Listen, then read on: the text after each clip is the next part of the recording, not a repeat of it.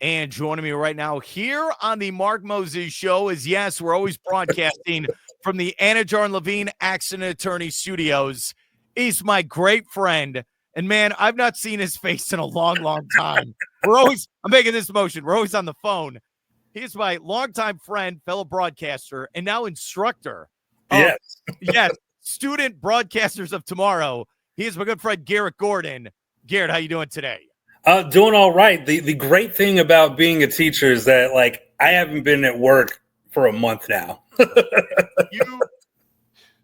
You are living the dream of every American. You work September to May, and then what are summers like for you as a school teacher now? Well, I get to wake up whenever I want.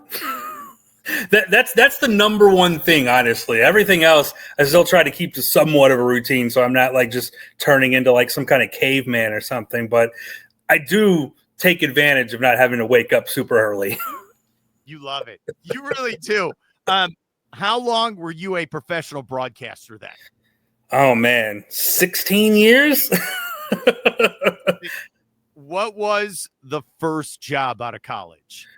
First job out of college was actually working for the college. So I graduated and then I worked for a year for the coaches show. So like we would put together video for the coaches show, and like I was at Missouri. So I was like, this was Gary Pinkel and Quinn Snyder. Oh. And I still remember Quinn Snyder would not show up on time. So we used to have to go pick him up at his house to get him to the show to do the show.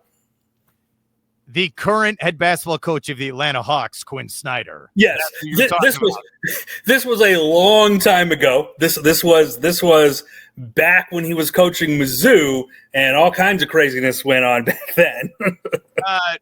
What conference was Missouri in at the time? The Big 12. and that isn't that where they should be right now anyway.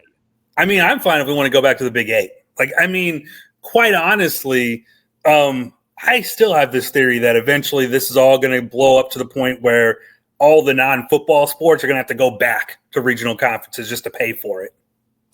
We're here with my good friend Garrett Gordon. I'm happy we clarified you would pick up Quinn Snyder at his house so he would do the Quinn Snyder coaches show. When you left there, then where did you go? My first job was in Sioux City, Iowa. So like the middle of nowhere. No hate to Sioux City, because I actually really did enjoy my time there. I was learning what I was doing, right? But it was definitely the middle of nowhere, especially someone like me. I'm from Dallas. Going from a large city environment to, we're covering high school and NAIA sports. That was a bit of a shock. But this is the thing I tell to everyone: you had to go. I know your brain's probably thinking like, "Well, I'll go cover the Dallas Cowboys at 23." Doesn't work like that. No, it does not. So you went there. Then you were there for a couple years. Then you went to Omaha, correct? Omaha, yeah. I was there for a long time. Okay, here's when I knew you and me be brothers for life. So your name is Garrett Gordon, double G, and I'm Mark Moses, double M. I was like, yeah, we both have comic book type names. This is what I like, character. Alliteration, right? When you're growing up, it's annoying, but it helps you in broadcast. It does. And then, all right, so I was driving, the only car I could afford at the time, I was driving a Chevy Cobalt at the time. Mine was a 2009 Chevy Cobalt. That's what I had. I go outside of the parking lot. You're also driving the same automobile, the Chevy Cobalt. It's a piece of junk. Hey, mine was toast by like 50,000 miles. It was done. Like it didn't even work anymore. The engine like rusted out or something. Okay, here's what would happen to me. And this was the reimagining of the Chevy Cavalier for our younger viewers. They tried to redesign it as the Cobalt. The tires were so small because this was a small automobile. Yeah. I would constantly get nails in my tires and constantly would have to go to the dealership. That's what would happen. The amount of times, especially because I guess if you have never lived in some place cold, you don't understand the potholes that happen after winter. So every winter I would blow out a tire.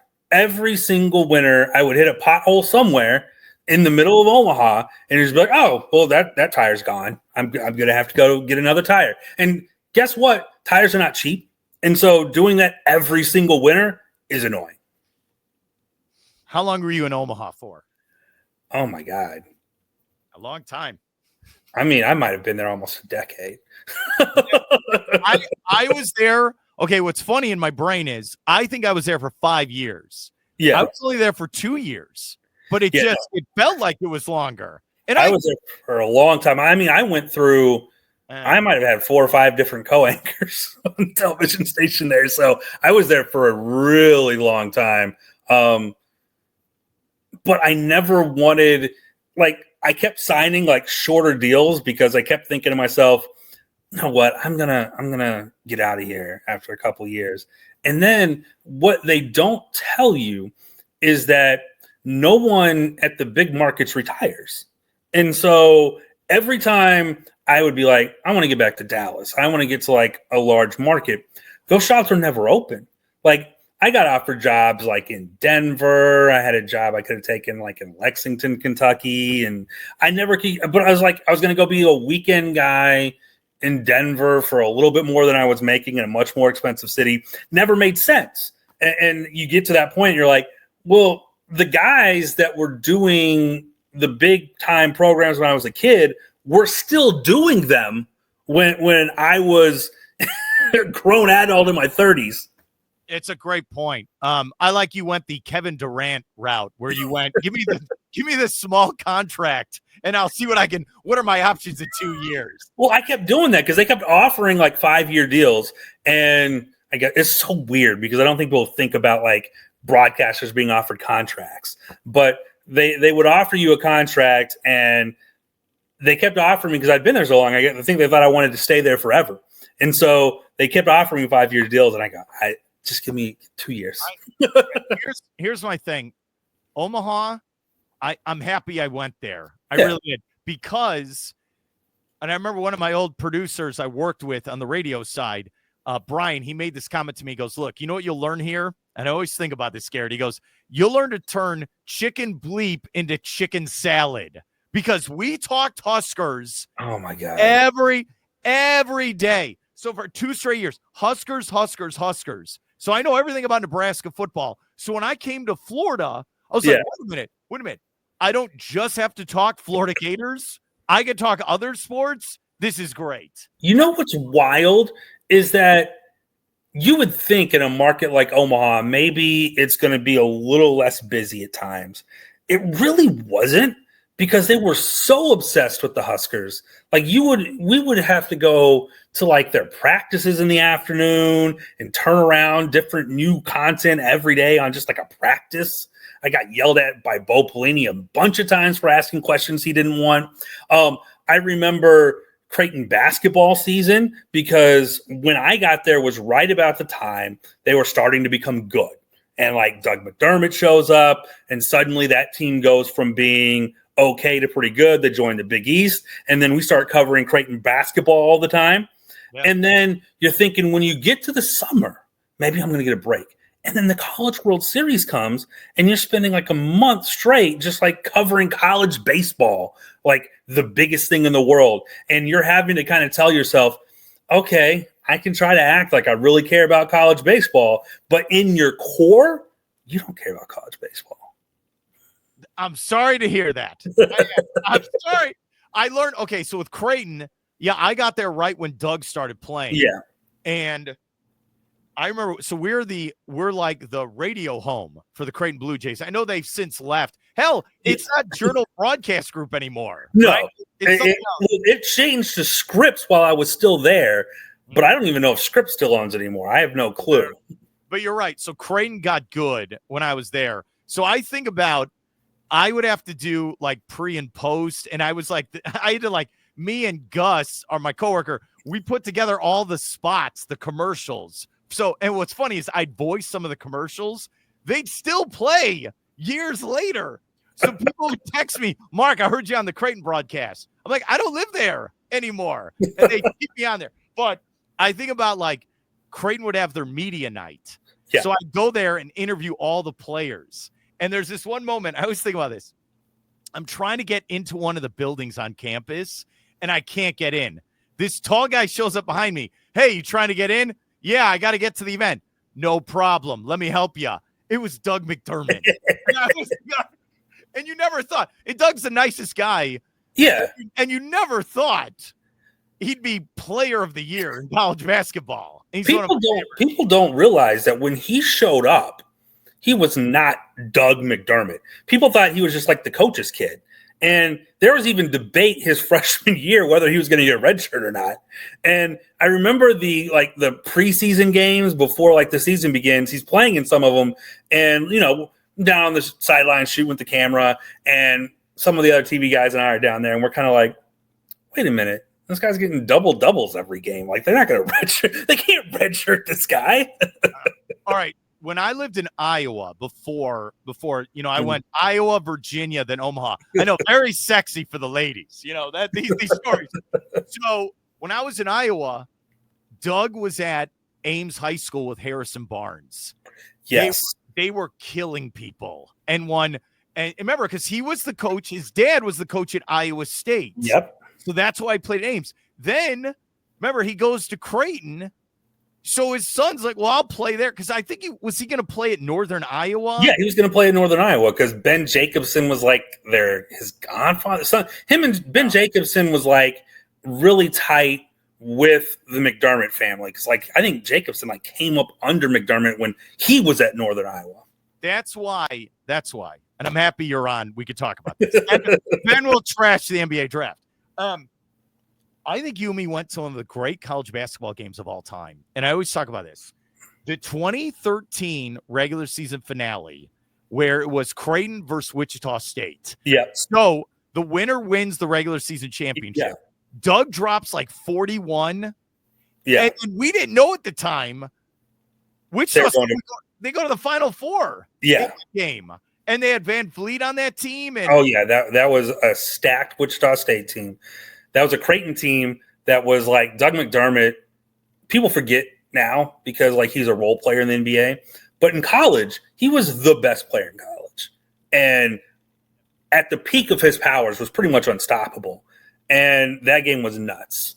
It was one of the best games. And I know, and that's why as a college basketball fan, I kind of miss the Missouri Valley Conference, what it was. Me too. That was one of the last real mid-majors before conference expansion kind of started stealing the mid-majors to like major conferences. That was when we still had mid-major teams that were as good as some of the major, like the top of the mid-major was as good as any major conference team. And we've kind of lost some of that through conference realignment and through like some of the way obviously NIL works now. It's a lot harder to put together those types of teams. But yeah, we were kind of in that last era of mid-major teams that can compete at a really high level and be as good as the major conference teams. And it's no shock that both those teams have jumped up a conference level since we were there. And I mean, I was there for the transition to the Big East. And they went right into the Big East. And people forget this. They went right into the Big East and went like all the way to the Big East title game. They were a dominant team right away. One of my favorite memories of college hoops in person covering it was Doug McDermott's senior night against Providence. And they were trying to like secure a top 2 seed in the Big East tournament. And Providence was red hot that year. Chris Dunn was on that team. That was a team that was really good. And Doug McDermott on his senior night drops 40 points and like knocks. And it was like a movie script because it's like those things aren't supposed to happen like that. And it just did. It's his senior night, a massive game, and he scores 40. Not everyone does that on like their big stage, and he did.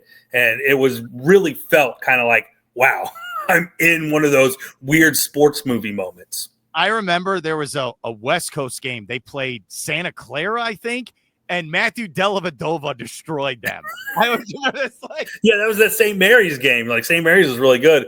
There's another crazy Yeah. I don't know if you remember this. Do you remember the Long Beach game where it was like a tournament, but they were playing a home game in Omaha, but the game didn't start till like 11 p.m.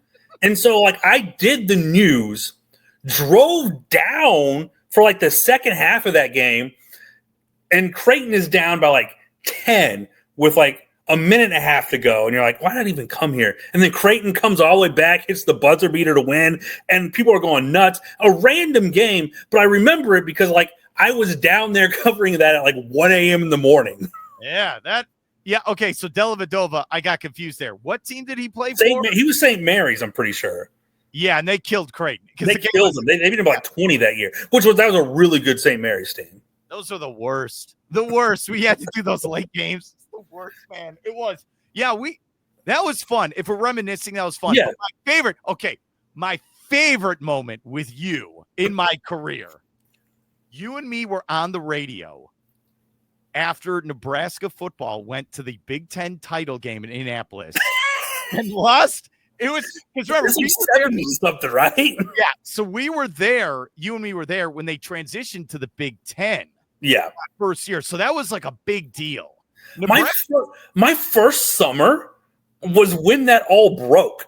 Yeah. So like I came in, and a week into my first job there, the news director's coming into me like, "Hey, we're getting information. Do you know anyone?" I'm like, "Dude, I don't have sources yet."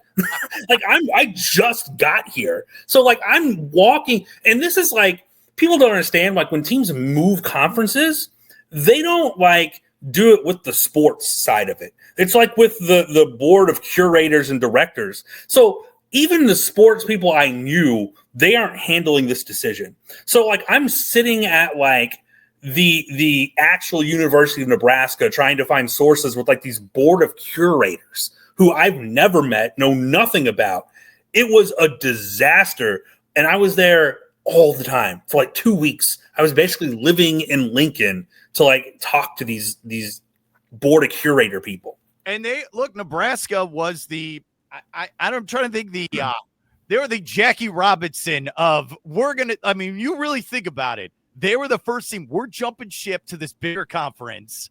And that started everything for like Texas is the catalyst for all this. And this is because of the Longhorn Network. And what's so wild is now in the future, we don't even think about that. But at the time, when they started that, uproar everywhere. And that broke up the Big 12. Nebraska, Colorado, Missouri, A&M, everyone just leaves because they're like, well, you're going to get all your own revenue and we don't get, sorry. It's funny to think now, 15 years later, Colorado left and then came back to the conference. It's so bizarre. But what's wild is they're like an original Big 8 member. Like they were with Missouri and Kansas State and Oklahoma and everyone else in the Big 8. Because with the realignment and everything, what's funny is now Oklahoma is in the SEC with Missouri. And as a Missouri guy, that's our biggest rival. Like we have history with Oklahoma going back all the way into the early 1900s. There's no one in the SEC we have history like that with. What's interesting here, I went through the transition with UCF going to the Big 12. Yeah. In hindsight, Garrett, if they don't go, they're dead in the water. Yeah. They're left behind. Even though, look, they might be the 10th or 11th best team in the conference now, but still, they'd be dead. Yeah. You have to jump when you get the shot, because no matter where this goes, you have to put yourself in a position that possibly you get brought along with it as it goes somewhere. I just so you know, I went to the first ever Big 12 home game for UCF. Gus Malzahn is the coach. So they take on Baylor and they're up like 3 touchdowns. And they blew the game. They lost it. So I have it framed on my wall. Even though it's a terrible loss for the Knights, I had to frame it. Yeah. The first ever Big 12 game. I did. All right. Well, I always think those are the weird moments in broadcasting that no one really knows about. Like I still have posters and a cup of dirt, which is wild, from the last College World Series at Rosenblatt, because I was there for that. And for me personally at the time, it was like, I'm not sure how big of a deal this is, but now that we're kind of in the past, I'm like, that is kind of cool that I was like there for the end of that and for like the inaugural one at the new place. Dude, remember our affiliate, sorry, Mike went out there. Remember, I had to fill in TV reporting for Arizona. Right? So I told this story the other day with the College World Series. So they're like, hey, can anyone just volunteer and help out our affiliate in Arizona? So I always remember this. It was K-Gun. Yes. Not K-G-U-N, K-Gun. K-Gun, yeah. So I did a bunch of reports for them. They win the College World Series. They win it. So I'm in the locker room with the team, and Coach Lopez, he's like, Mark, you want a photo with the trophy? So there's a photo somewhere. Me with the trophy. That's how wild Omaha was. Oh, there's so much random stuff that happens that can only happen at the College World Series because you just throw them all into this place where they don't know anyone. And so as a local station, we were there covering everything. And like some of the teams, just because where they would practice, it was easier for us to get to. So we'd go cover them more often. And you would become their guy. They'd be like, hey, Garrett. And it's like, I don't know this person, but like, they don't have anyone else here. So you become the guy. Like I was breaking stories for like TCU and like DFW's like calling, hey, how'd you get this story? I'm like, they just told me like that you don't have anyone. You're DFW. You don't have anyone here. You're covering like major stuff, but TCU's making a run. So you're calling me. So I'm like doing like live hits for DFW. And it's like, all right. See, okay. It comes full circle. You did do reports for Dallas. I did reports for everyone because there became a point where people stopped, they didn't stop sending people, but the big cities wouldn't send people. So, like, if you were a college town, you probably sent your station. But if you're a college like UCLA, they're not sending a station down there, but they'd call us. The CBS in Los Angeles would call us and be like, hey, do you have, like, some UCLA stuff? Could you do something for our morning show or whatever? And it's like, I'm not going to turn down. No, you're not. So I was just going to say this real quick. So the Huskers, they were in their first ever Big Ten title game. And leading up to the game, I swear, we're on the air. Yeah. And the big story was Bo Pelini is rumored to leave to take another job and possibly the Arkansas job. This is right out of Vince McMahon, WWE. Yeah. They play the game. Taylor Martinez will always be our boy. All right. That's the quarterback. Magic. And I think Rex Burkhead was who played in the NFL. Okay. Famously scored the touchdown for the Patriots in that AFC title game against the city. So you're like, oh, the Huskers, they got a good chance. Brett Bielema and Wisconsin destroyed. You're right. Dropped 70 points. So was that Melvin Gordon or Monty Ball? Is one of the two. That's a great question. It might. All right, I got to look this up. One of those two like ran for like 300 yards or something close to that because every single time you look up, he was just running down the sidelines.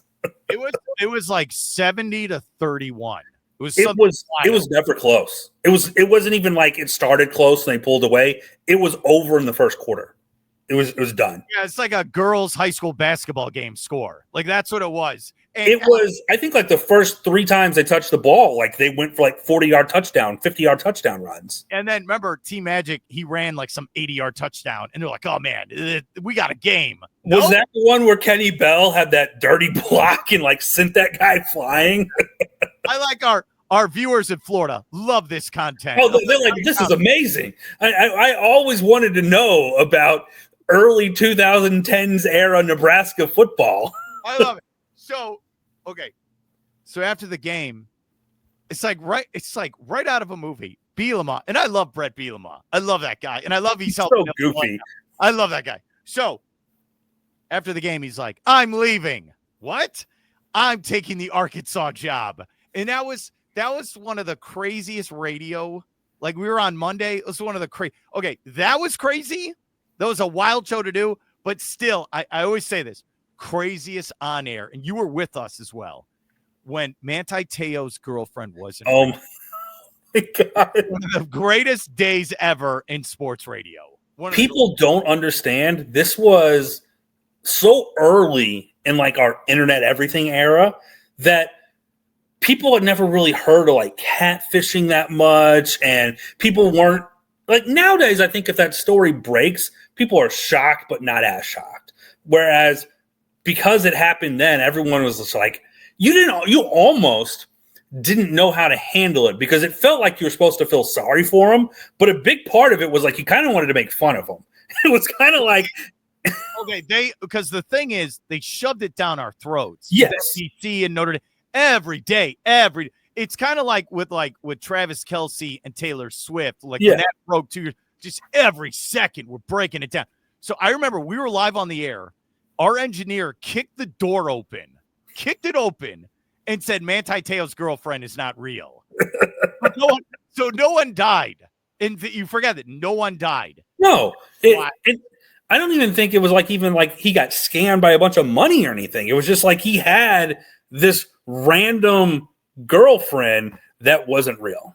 And I liked Manti Te'o. He was awesome on Notre Dame that year. He really was until, remember, then the season ends where they play Bama. Bama just smokes them. Destroy. And I think, no, that's not, no.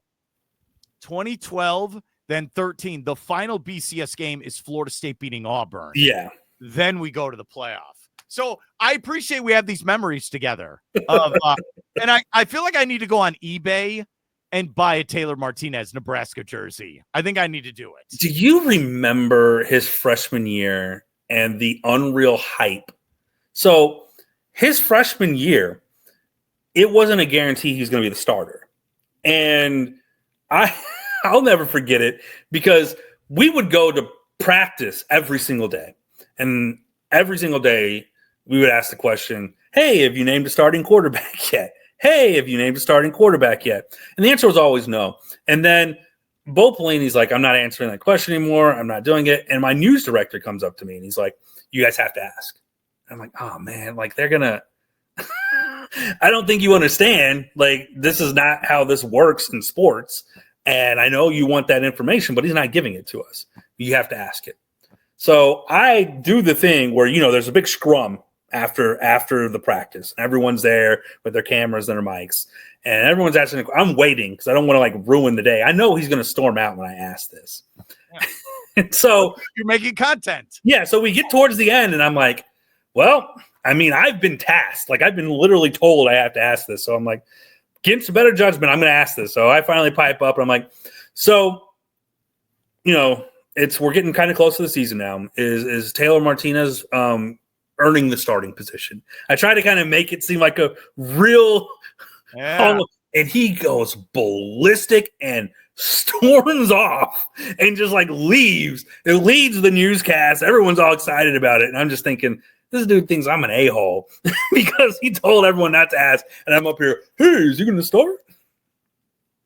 Did he start? Yeah, of course.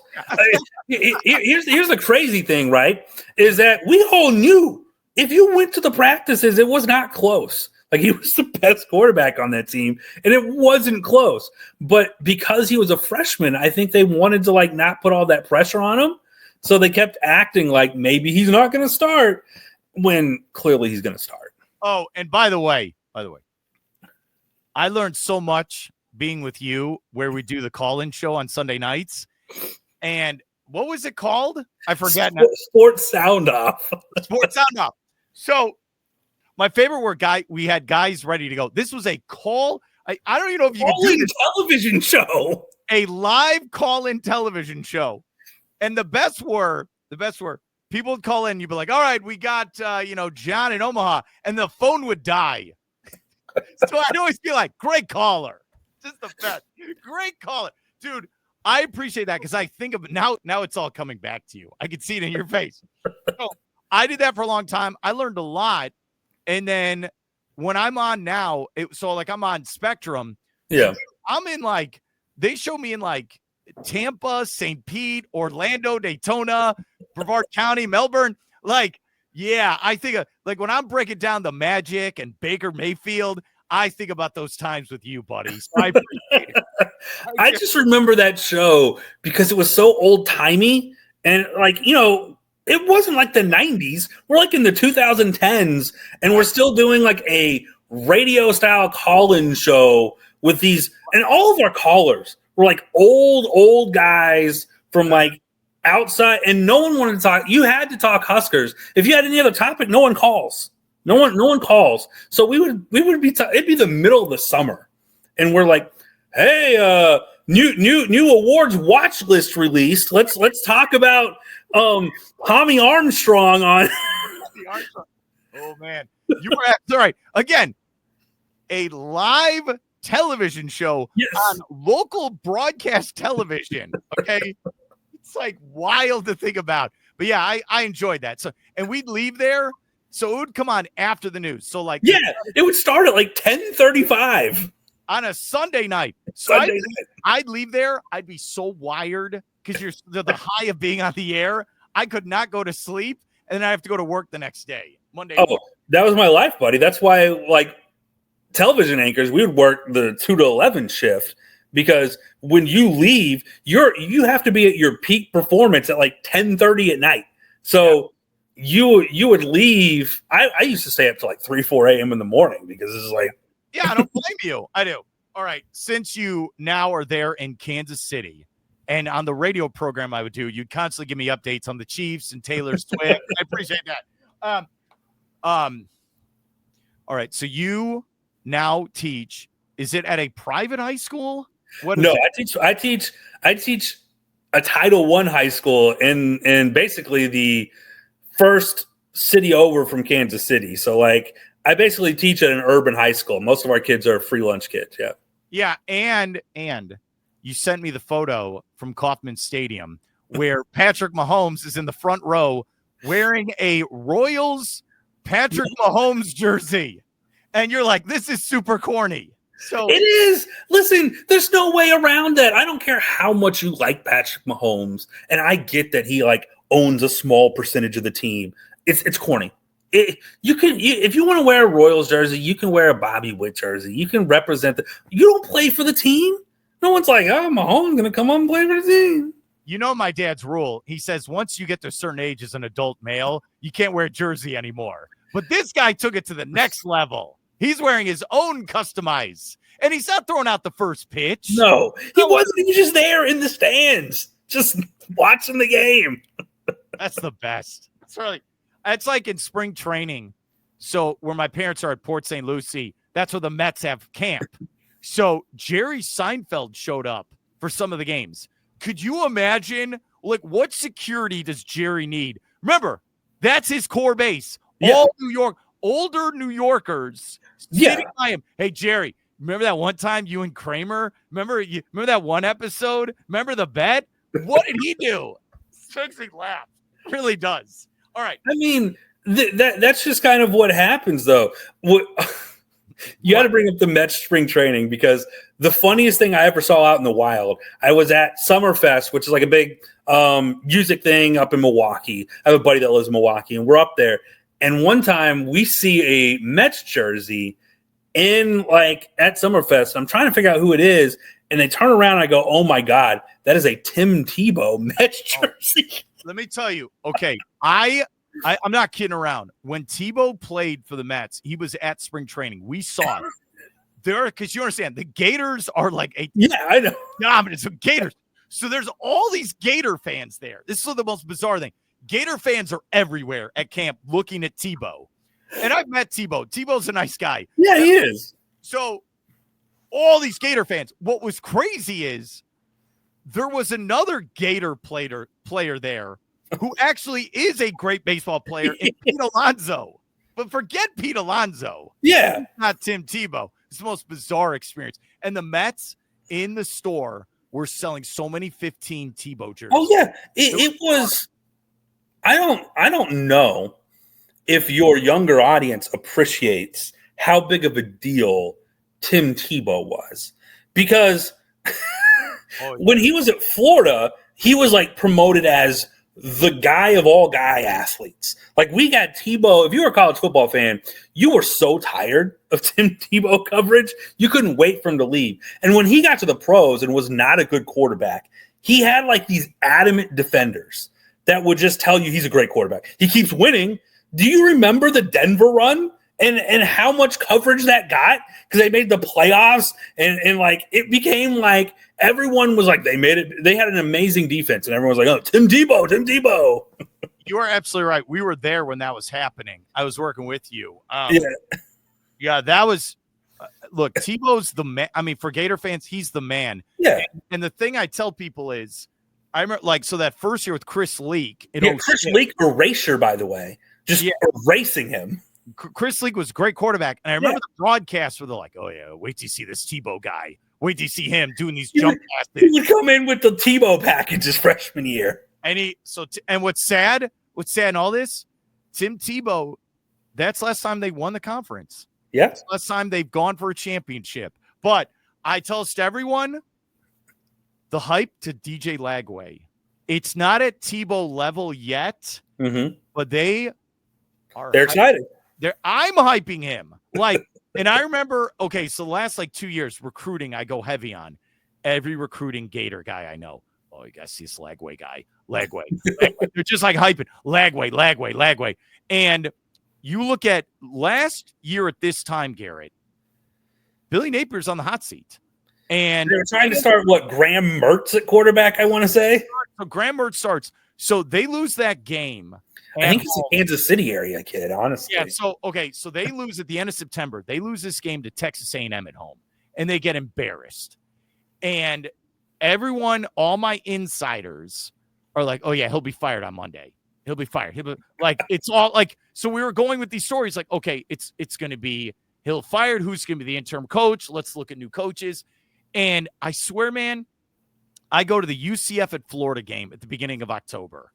And UCF is playing well. They're 3-1. Gators are playing like trash. And the weirdest thing happens. The Gators come out with Graham Mertz, play well. Lagway gets packages, and they kill UCF. And that was when I was out on Gus Malzahn. And I remember Napier post-game, I'm at the presser, and he's like, yeah, no one's jumped ship. We're going to play hard. And then Graham Mertz gets injured. And I feel bad for Mertz. And it's the Lagway era. It's the Lagway era. And they keep winning. And they play great down the stretch. And now, I said this yesterday, buddy. I'm going to try to go to Atlanta for SEC Media Days. Look, I'm going to try to talk to Lagway, but so are 10,000 other reporters. We're going to try to talk to that guy. Yeah.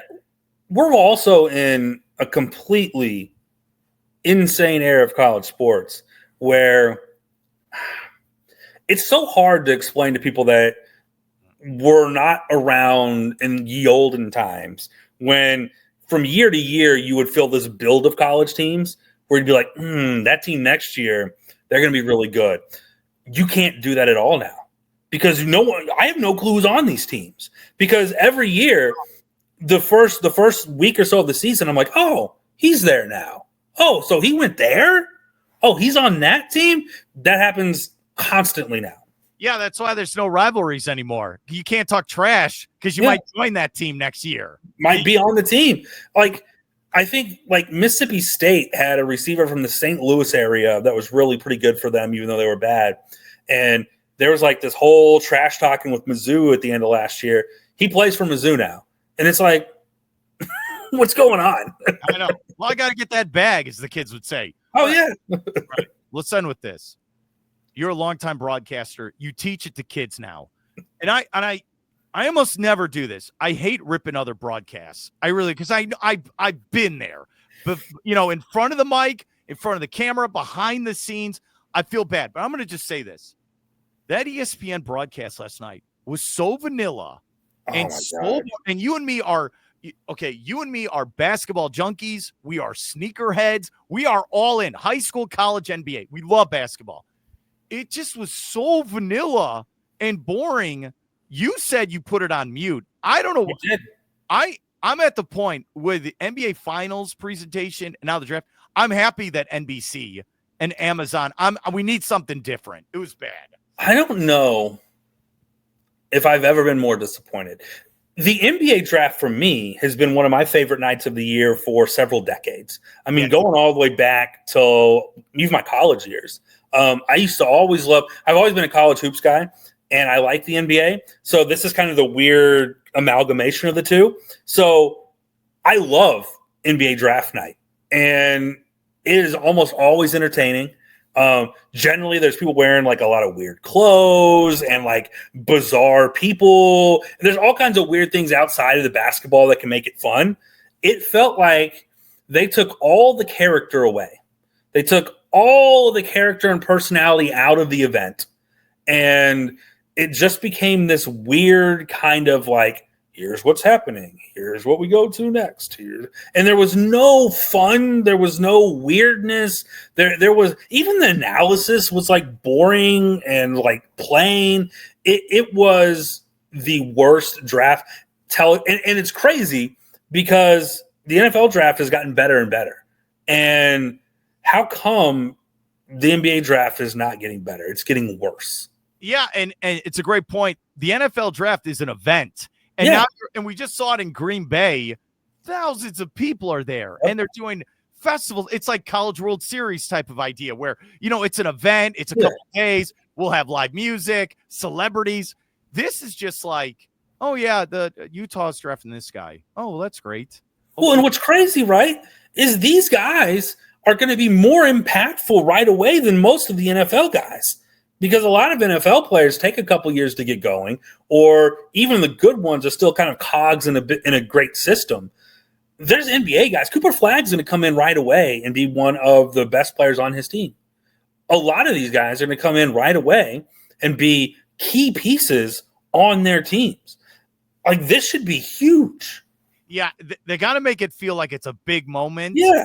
And look, it's the same teams every year. You can be critical of them. It's Charlotte and New Orleans and Utah and Portland, right? And didn't you think last night it was literally the dumb teams that turned the draft on its head, doing dumb things?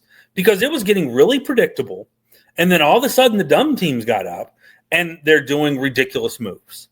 They're like, oh, the Pelicans are like, we're going to trade away our unprotected pick next year to move up a couple slots and take Derek Queen, who literally does the same thing as Zion Williamson. And you're just kind of like, what are we doing here? And the Nets are like, we're going to take all 5 of these picks. Why? Why are you doing this? Yeah, or the Phoenix Suns are going to draft a center and trade for a center when they already have a center. It's like, why do the Suns need 3 centers? And Utah took the Ace Bailey guy. Who doesn't even want to go there? Doesn't want to go there. Then there was another player. See, this part I like. Because no one wants to go to Toronto because you don't want to go to Canada.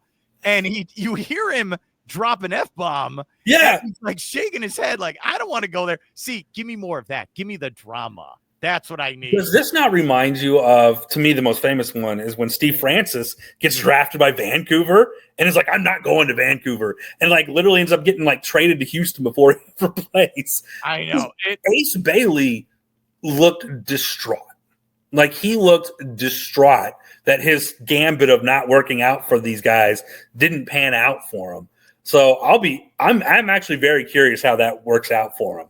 You know what I like? I like Kendrick Perkins, what he said. And sometimes I don't know if I like Kendrick Perkins sometimes on these broadcasts. Okay. But he did a good job where he said, hey, that's a great fan base. They love the basketball team there. They will treat you like big time. You have a chance to flourish there, but still, I don't want to go to Salt Lake City.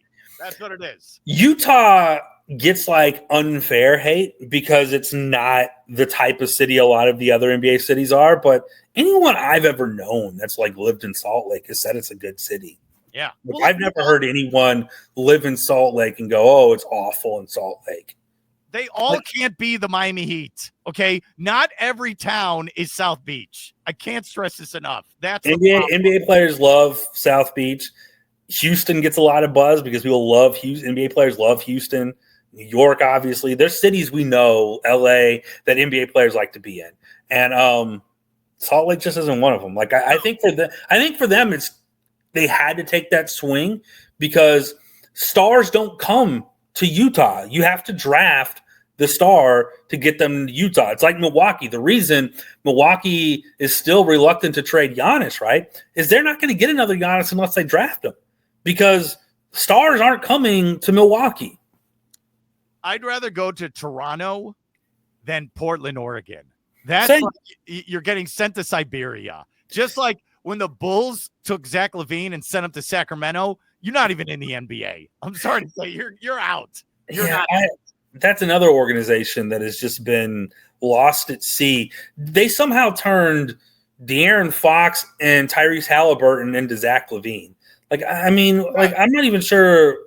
I'm not sure what that organization's even doing. And the other one, you get drafted by Washington. Just forget it. There's no point. The last time I remember Washington being interesting was John Wall pre-injury. And even then, they weren't that interesting. The most interesting in my lifetime they've been was when they had Juwan Howard and Chris Webber, right? Oh, you're going Bullets era. That's the last time they were that interesting. No, I'd say Gilbert Arenas when he was dropping 50 on people. He was great, but those teams weren't anything. Those teams did nothing. Well, I just want you to know this. I've been covering the Magic since 2013. This is the first. I said this on TV as well to all the Magic fans. It's the first time, Garrett, they are excited. They're not joking around. No, they have expectations. Because I think the ownership went to that front office and said, all right, you got to make moves. Enough of the draft. You better go do something now. Well, they're in the East. Let's be honest. Tatum's hurt. Halliburton's hurt. Whose conference is it? If not now, when? Not now, when? Yeah, because you don't know about Milwaukee. You don't know what the Knicks are doing. Lillard's out. Yeah, so, the Cavs already choked in the playoffs. I look at the East and I go, this is as wide open a conference as I can remember. Because even when the East was bad and LeBron was there, you knew LeBron was winning. This time, the last time the East was this wide open might have been when you had those random Nets runs, when Jason Kidd was leading teams to the finals. That's what this feels like, where you could talk me into a bunch of teams winning the East. If Desmond Bane is your third best player, yeah, and then Jalen Suggs your fourth best player, you got something. You do. I think they're going to be really good, and I don't think you need Anthony Black to be amazing, but I think he does need to take one more step, and I think you have something really special. And I didn't hate their pick. I think Richardson is going to fit in pretty well with what they do. I have concerns about his height. Yeah, he's not a point guard, and he's point guard sized. So yeah, he's 6 feet tall. Left hand. Yeah, I'm worried about that, but he can shoot, and he is a junkyard dog. So I think that archetype still has some room to play in the league, but he's not going to be a star. All right, let's do this real quick, and I'll let you go. And I appreciate coming on, buddy. All right, so your starting five is Wendell Carter Jr., Franz, Paolo, Jalen Suggs, hopefully he stays healthy. You never know with him. And then Desmond Bane. Yeah. Which is such an upgrade from KCP, which was a disaster last year. Unbelievable upgrade. Upgrade. I like your third banana is going to make $40 million, by the way. What a world we live in. So I think that they took a swing. They're going for it right now. And that makes a ton of sense because I think the East is wide open. Mm-hmm. I think the window is open. And I think you try to strike while the iron's hot. And if there's weird luxury cap or other things that happen, you don't worry about that till after this is passed. So I think they're doing what they need to do right now. Okay, so that's your five. Off the bench, your guy, Anthony Black. Okay, who's 6'7", by the way. Yeah. He's bigger than you think. Third-year guy, 6'7", Anthony Black. Mo Wagner you're going to bring back. Yeah. Because he's the brother. I know they declined. They'll bring him back. So you have that. Then you have Tristan Da Silva off the bench. So, look, the oldest guy on the team might be Desmond Bane at 27. Yeah. And you have a lot of guys that play defense Bane solves so much for them. And that's why I love the trade. And I know a lot of people thought it was an overpay with the draft picks. I loved it because you're just not finding guys that shoot that well and also play defense almost anywhere. And it fills such a very specific hole for Orlando, where Orlando just didn't have enough guys that could space the floor. And you now have a guy who's going to be much more than just a floor spacer, but he can space the floor. And it's going to open up because obviously Jalen's best skill, Suggs' best skill is driving. So if you can move and manipulate more people away, the better he's going to be. All right, what do you do with Jonathan Isaac? $25 million. Do you keep him off the bench or do you? I would for now. I mean, I think this year I'm trying to make the run, and he's a luxury item for sure. He's an amazing defender off the bench, overqualified for that role. But when you're trying to get to the title, like when title is the goal, you need some overqualified guys and role. I mean, you look at other teams that win titles, they got lots of overqualified guys in smaller roles, guys that could be in bigger roles, but because they're on that team, they take smaller roles. Thunder. We just saw the Thunder. That's sort of that happens all the time. I mean, there's a reason the Rockets went out and got Kevin Durant, who's one of the best scorers in the history of the NBA, and they're like, hey, we just want you to shoot the ball. It's like he's way overqualified for that role, but he fills a specific need for them. All right. I just want you to know this. So when he was on Brooklyn, I went to their post-game news conference. He walked in the room, and it was like a tree was walking by. Just you can't believe how tall he is, but then he's shooting jumpers in your face. Like, I know you're hyped. I know you're a Rockets guy. Oh, I mean, as a Rockets fan, obviously, I'm insanely excited about what he can bring. But I'm also a long time enough Houston sports fan that I know that the other shoe is always there to drop, my friend. So I'm always waiting on things to go wrong. But no, it's an amazing signing. By the way, you there in Florida, I know you're not in Miami, but they had the best pick in the draft. I've covered the Heat. Don't worry. And by the way, I've been to South Beach many times, and I'm going to take you. I always make this joke. If you ever lose hope in God, just go to South Florida, my friend. That's all I'm going to say. Okay, as a red-blooded American male. Okay? I don't know how he fell to 20th. Jackie Sonis, I don't know how he fell to 20th.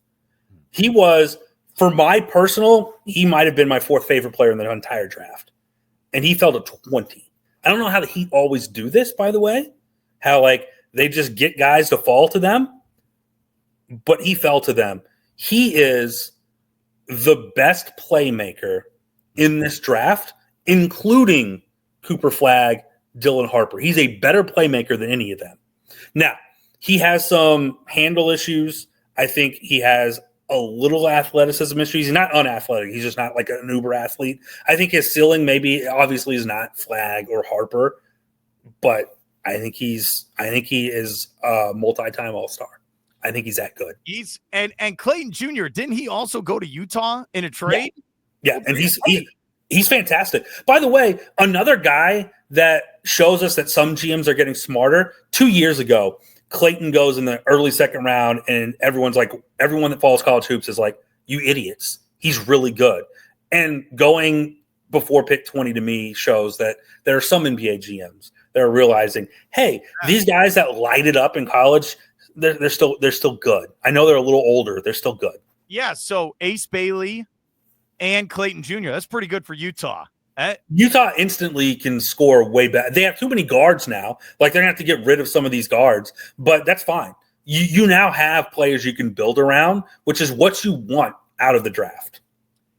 Okay, just real quick. I like ESPN, even though we ripped them apart. I like it said when Cooper Flagg got drafted, they're like, team needs for Dallas. And what was it?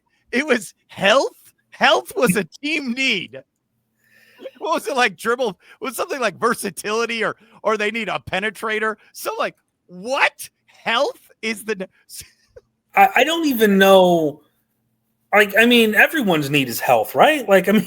No. I mean, theoretically, everyone is just like, hey, but I guess it makes some sense when your two best players are Anthony Davis and Kyrie Irving. Yeah, so who are always hurt.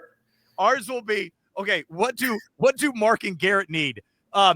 Money. That's what it'll be. Cash revenue. Who wants to pay me more money? I always laugh because like sometimes you'll see those people that'll be like, if I won the lottery, I love my job. I don't know if I retire. Man, if I won the lottery, I'm never working again. You may never see me ever again. That's the most honest you've been in this whole conversation. Garrett Gordon, my man, thank you for your help and have a great day. All right, buddy? Yeah, sounds good.